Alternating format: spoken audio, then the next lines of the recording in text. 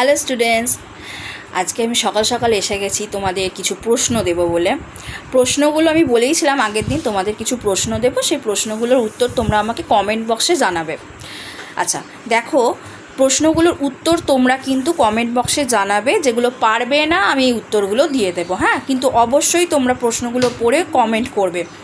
দেখো, 1 নম্বর প্রশ্ন হলো, আকাশে 7টি তারা কবিতায় কয়টা গাছের উল্লেখ রয়েছে? জানো কি কি গাছ আছে? আচ্ছা, 2 নম্বর, কামরাঙা লাল মেঘকে কিসের সঙ্গে তুলনা করা হয়েছে? 3 নম্বর দেখো, বটফলের রং কী? 4 নম্বর দেখো, ফড়িং কোথায় খেলা করে? ঠিক আছে।